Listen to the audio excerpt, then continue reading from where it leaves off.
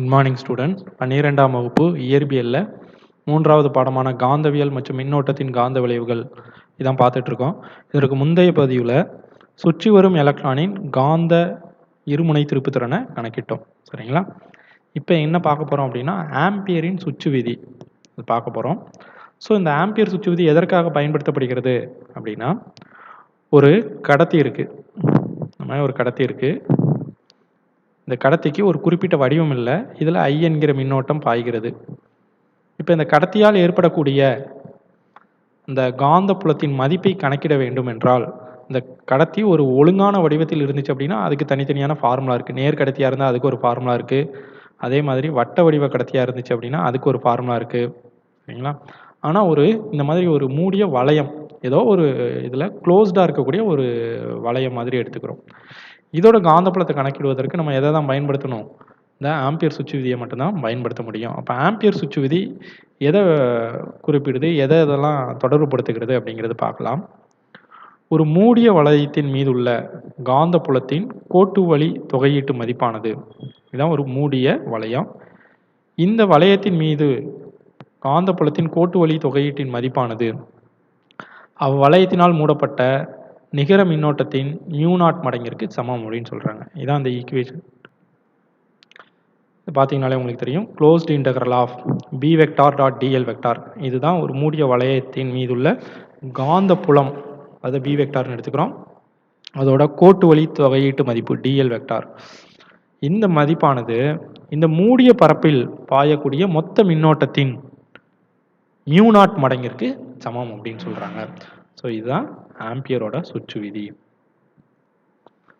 அப்போ I மூடப்பட்டங்கிறது இந்த மூடிய பரப்பு வழியாக செல்லக்கூடிய மொத்த மின்னோட்ட மதிப்பு அப்படின்னு நம்ம எடுத்துக்கலாம். அதே மாதிரி இந்த கோட்டு வழி தொகையீடானது இந்த பாதை ஒரு குறிப்பிட்ட வடிவத்தில் இருக்கணும் அப்படின்லாம் எதிர்பார்க்காது. அது காந்தப்புலத்தில் உள்ள கடத்தி எந்த நிலையில் இருக்குது அப்படிங்கிறதெல்லாம் அது கவனிக்கிறது இல்லை. சரிங்களா? முதல் பாடத்தில் நம்ம படித்த இந்த காஸ் விதியை இது ஓரளவு நமக்கு நினைவுபடுத்தலாம். ஸோ அதே மாதிரி தான் இந்த விதியும். இப்போ இந்த விதியை பயன்படுத்தி எப்படி நம்ம கணக்கிடலாம், காந்தப்புலத்தோட மதிப்பு எப்படி கணக்கிடலாம் அப்படின்னு பார்க்கலாம். இப்போ இங்கே ஒரு நேர் கடத்தி இருக்குது. இதில் I என்கிற மின்னோட்டம் பாய்கிறது. இப்போ இந்த கடத்தியில் உருவாகக்கூடிய காந்தப்புலத்தோட மதிப்பை ஆம்பியர் விதியை பயன்படுத்தி கணக்கிட போகிறோம். இப்போ நான் என்ன பண்ணுறேன், முடிவிலா நீளம் கொண்ட இந்த I மின்னோட்டம் பாயும் நேரான கடத்தி ஒன்றை எடுத்துக்கிறோம். இதில் காந்த புலக்கோடுகள் எப்படி இருக்கும் அப்படின்னு சொல்லி பார்த்தீங்கன்னா, இந்த கடத்திக்கு செங்குத்தாக இந்த திசையில். அப்போ இதை ஒரு நுண்ணளவில் நம்ம ஒரு ரொம்ப மைக்ரோஸ்கோபிக் லெவலில் நம்ம பார்த்தோம் அப்படின்னா, இந்த கம்பி கடத்தியானது எப்படி இருக்கும் அப்படின்னா உருளை வடிவத்தில் இருக்கும். அதோட அச்சை பொறுத்து சமச்சீராக இருக்கும். சரிங்களா? அப்போது இந்த உருளையோட மையத்தில் இருந்து R தொலைவில் ஒரு வளையத்தை எடுத்துக்கிறோம். இந்த வளையம் ஆம்பியரன் வளையம். சரிங்களா? இந்த மாதிரி ஒரு கற்பனை வளையத்தை நம்ம எடுத்துக்கிறோம். இப்போ நம்ம ஆம்பியர் விதியை நம்ம பயன்படுத்த போகிறோம். ஆம்பியர் விதி பாருங்க, closed integral of B vector dot DL vector is equal to μ0 I. அப்போ டிஎல் வெக்டார் அப்படிங்கிறது ஆம்பியர் வளையம் வழியே செல்லக்கூடிய ஒரு வரிக்கூறு, சிறிய ஒரு வரிக்கூறு. சரிங்களா? அதான் டிஎல்னு எடுத்துக்கிறோம். அடுத்ததான் காந்தப்புல வெக்டருக்கும் வரிக்கூறுக்கும் இடையே உள்ள கோணம் எப்படி இருக்கும்? சுழியாக தான் இருக்கும். ரெண்டுமே எப்படி தான் இருக்குது? இணையாக இருப்பதால் கோணம் சுழி. அப்போ இந்த இடத்துல எப்படி போட்டுக்கலாம், இது ரெண்டையும் மல்டிப்ளை பண்ணிங்கன்னா கூட உங்களுக்கு பிடிஎல் தான் கிடைக்கும். பிடிஎல் μ0 Iன்னு கிடச்சிருக்கு. இப்போ இதில் காந்தப்புலத்தோட மதிப்பானது இந்த சுற்றி இருக்கக்கூடிய எல்லா புள்ளிகள்லையும் மாறிலியாக இருப்பதால் அதை தொகையிட முடியாது. அதனால் வெளியே எடுத்துருங்க, மாறிலியாக இருக்கிறதுனால. டிஎலை மட்டும் தொகையிடுங்க, இஸ் ஈக்குவல் டு μ0 I. இப்போ டிஎலை தொகையிடும் பொழுது டிஎல்ங்கிறது என்ன சொன்னோம், இதில் உள்ள ஒரு சிறு கூறு, இந்த வட்ட வளையத்தில் ஒரு சிறு கூறு. இதை தொகையிட்டோம்னா மொத்த வட்ட வளையத்தோட நீளம் கிடைக்கும். அதை சுற்றளவாக எடுத்துக்கலாம். அப்போ டிஎல்லை நீங்கள் தொகை கண்டீங்க அப்படின்னா உங்களுக்கு என்ன கிடைக்கும், 2πrங்கிறது கிடைக்கும், μ0 I. இதில் பியோட வேல்யூ வேணா b is equal to μ0 I divided by 2πr அப்படின்னு சொல்லி ரொம்ப எளிமையாக நம்ம என்ன பண்ணிக்கலாம், கண்டுபிடிச்சிடலாம். அப்போ இங்கே கடத்தியானது இப்படி இருக்குது. இந்த கடத்தியை சுற்றி நம்ம என்ன பண்ணிக்கிறோம், R ஆரமுடைய ஒரு ஆம்பியரன் வளையத்தை எடுத்து இந்த விதியை பயன்படுத்தி ஈஸியாக என்ன பண்ணிடுறோம், ஒரு நேர்கடத்தியால் ஏற்படக்கூடிய காந்த தூண்டல் மதிப்பை கணக்கிட்டுறோம். இப்போ இதுக்கு அடுத்ததான் நம்ம என்ன பார்க்க போகிறோம் அப்படின்னா, இதை பயன்படுத்தி ஒரு எடுத்துக்காட்டு கணக்கு இருக்குது, அதையும் பார்த்துடலாம். இது அதோட வெக்டார் வடிவம். b is equal to μ0 I divided by 2πr n cap. 1 ampere மின்னோட்டம் பாயும் நீண்ட கம்பியிலிருந்து 1 மீட்டர் தொலைவில் ஏற்படும் காந்தப்புலத்தின் எண் மதிப்பை கணக்கிடுக. இதனை புவி காந்தப்புலத்துடன் ஒப்பிடுகன்னு இருக்காங்க. அப்போ ஒரு கடத்தி இருக்கு. இந்த கடத்தியில 1 ஆம்பியர் மின்னோட்டம் பாய்கிறது. சரிங்களா? இப்போ இந்த கடத்தியிலிருந்து 1 மீட்டர் தொலைவில் உள்ள ஒரு புள்ளியில் காந்தப்புலத்தின் மதிப்பை கணக்கிட சொல்றாங்க. இப்போ ஃபார்முலா நமக்கு தெரியும். μ0I/2πr. μ0I/2πr. μ0க்கு பதிலாக 4π × 10⁻⁻7 × ஐக்கு பதிலாக 1 ஆம்பியர். ஸோ 1 போட்டுக்கிறேன். /2π × ஆரோட வேல்யூ 1 தான். ஸோ அதுக்கு 1 போட்டுக்கிறேன். ஸோ இது ரெண்டையும் நீங்கள் கேன்சல் பண்ணிங்கன்னா உங்களுக்கு 2 கிடைக்கும். 2 × 10⁻⁻7 டெஸ்லான்னு கிடைக்கும். இது கம்பியால் 1 ஆம்பியர் மின்னோட்டம் பாயும் போது ஏற்படக்கூடிய காந்தப்புலத்தின் மதிப்பு. இதை புவி காந்தப்புலத்தோட ஒப்பிடுங்க. புவி காந்தப்புலத்தோட மதிப்பு பாருங்க 10⁻⁵ டெஸ்லா.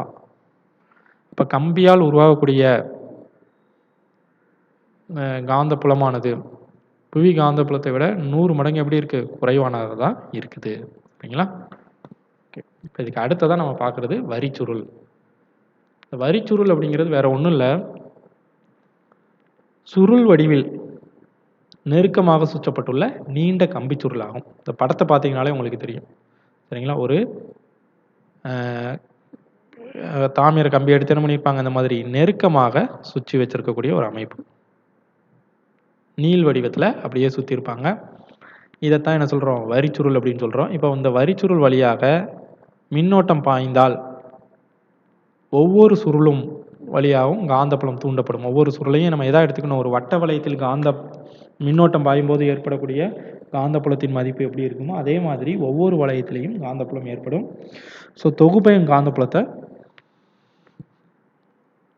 கண்டுபிடிக்கணும்னா ஒவ்வொரு சுருள் எந்த அளவுக்கு காந்தப்புலத்தோட ஏற்படுத்துதோ அதை மொத்த சுருள்களால் பெருக்குனீங்க அப்படின்னா தொகுபயன் காந்தப்புலம் நமக்கு கிடைச்சிரும். சரிங்களா? இதுதான் மேற்பொருந்தல் தத்துவம் அப்படின்னு நம்ம சொல்லுவோம்.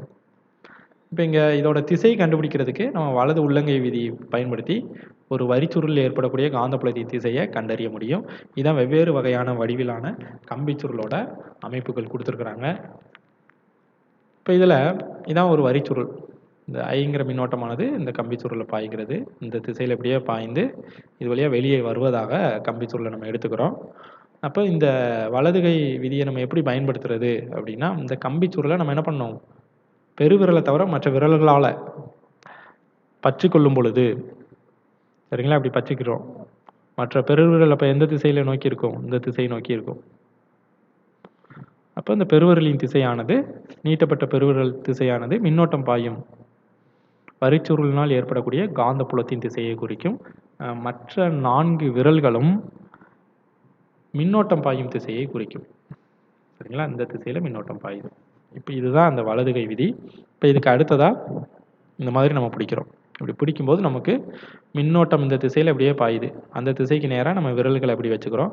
அப்போ பெருவிரல் திசையானது காந்த புலத்தின் திசையை குறிக்குது. சரிங்களா? இப்போ இதை பயன்படுத்தி ஒரு மின்னோட்டம் பாயும் நீண்ட வரிச்சுருளினால் ஏற்படக்கூடிய காந்தப்புலத்தோட மதிப்பை கணக்கிட போகிறோம். படத்தில் பார்த்தீங்க அப்படின்னா ஒரு வரிச்சுருளோட அமைப்பு கொடுத்துருக்காங்க.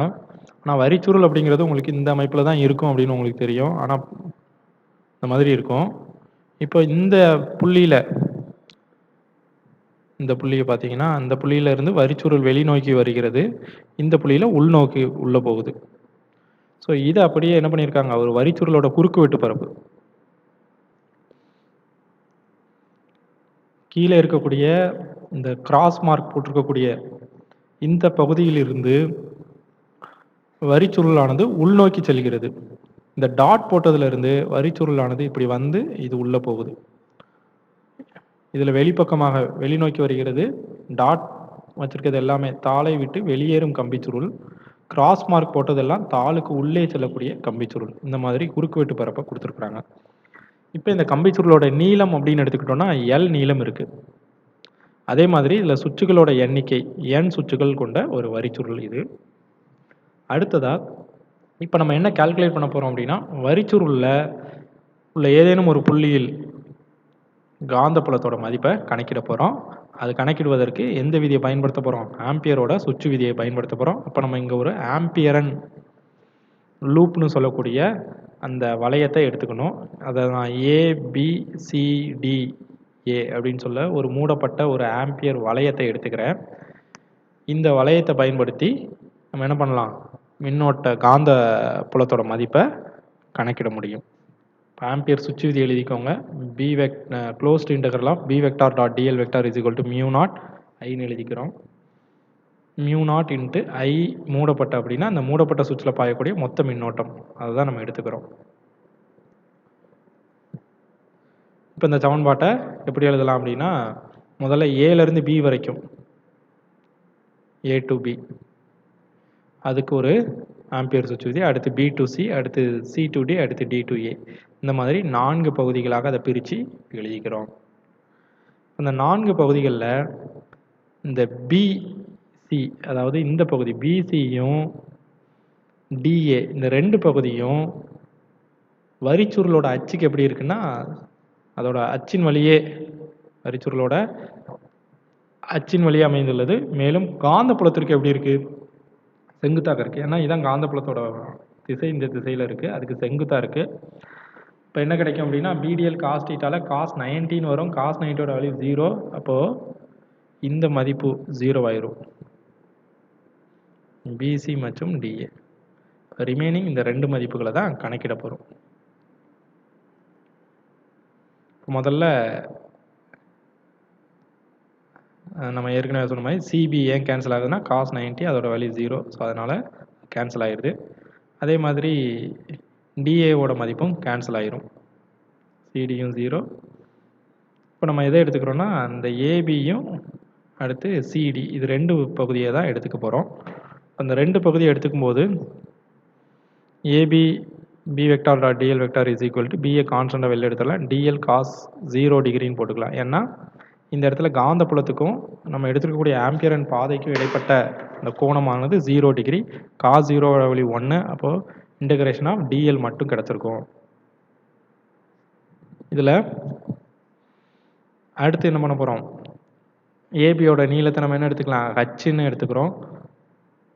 இப்போ இந்த ஏபி கோட்டின் நீளத்தை வரிச்சுருளின் நீளம் எல்லுக்கு சமமான கோட்டை நாம் தேர்வு செய்யும் பொழுது என்ன கிடைக்குது நமக்கு, இன்டகிரேஷன் ஆஃப் இந்த இடத்துல இன்டகிரேஷன் ஆஃப் டிஎலுக்கு பதிலாக என்ன போட்டுக்கிறோம், எல் போட்டுக்கிறோம். இன்டகிரேட் பண்ணால் எல் கிடைக்கும். அதனால நமக்கு என்ன கிடைச்சிருக்கு, BL கிடைச்சிருக்கு. அடுத்ததா N சுற்று வழியாக பாயக்கூடிய மின்னோட்டத்தின் மதிப்பை NIன்னு எடுத்துக்கலாம். ஒரு சுற்று வழியாக பாயக்கூடிய மின்னோட்டம் ஐனா N சுற்று வழியாக பாயக்கூடிய மின்னோட்டத்தை NIன்னு எடுத்துக்கிறோம். இப்போ மொத்த மின்னோட்டத்துக்கு பதிலாக என்ன போட்டுக்கலாம், μ0 NIன்னு எடுத்துக்கிறோம். μ0 ஐக்கு பதிலாக NI. இப்போ ஆம்பியரோட சுற்று விதியில் இந்த சமன்பாடுகள்லாம் பிரதியிடுங்க. B = μ0 NI divided by L அப்படின்னு சொல்லி எழுதிக்கலாம். சரிங்களா. அடுத்து ஸ்மால் n அப்படிங்கிறது ஓரலகு நீளத்திற்கான சுற்றுகளின் எண்ணிக்கை. அப்போ மொத்த சுற்றுகளின் எண்ணிக்கையை நீளத்தால் வகுக்கும் போது இது கிடைச்சிருது. சரிங்களா, மாதிரியான ஒரு மதிப்பு கிடைக்குது. அடுத்தது இப்போ நம்ம இதில் AB மட்டும்தான் கண்டுபிடிச்சோம். ஏன் இந்த C to D ஏன் கண்டுபிடிக்கல அப்படின்னா, வரிச்சுருளுக்கு வெளியே காந்தப்புலம் என்னவாயிரும், சுழியாயிரும். இங்கே காந்தப்புலமே இருக்காது. ஸோ இந்த இடத்துல காந்தப்புலம் இருக்காது, அதனால் அதையும் கண்டுபிடிக்க தேவையில்லை. அப்போ எங்கே மட்டும்தான் காந்தப்புலம் இருக்குது, வரிச்சுருளோட உள்ளே மட்டும்தான், இந்த இடத்துல மட்டும்தான் காந்தப்புலம் இருக்குது. மற்ற எங்கேயுமே காந்தப்புலம் இல்லை. அதனால தான் இதை மட்டும் நம்ம கண்டுபிடிச்சிருக்கிறோம். சரிங்களா. ஓகே, இதான் அதோட ஃபைனல் ரிசல்ட். அப்போது ஒரு நிலையான மின்னோட்டத்திற்கு வரிச்சுருளின் உள்ளே ஏற்படக்கூடிய காந்த புலம் எப்படி தான் இருக்கும், மாறாத ஒரு மதிப்பாக தான் இருக்கும் அப்படிங்கிறத இதில் நம்ம தெரிஞ்சுக்கிட்டோம். இதில் உங்களுக்கு ஏதாவது சந்தேகங்கள் இருந்துச்சு அப்படின்னா இந்த நம்பருக்கு நீங்கள் கான்டாக்ட் பண்ணி கேட்டுக்கலாம். Thank you students.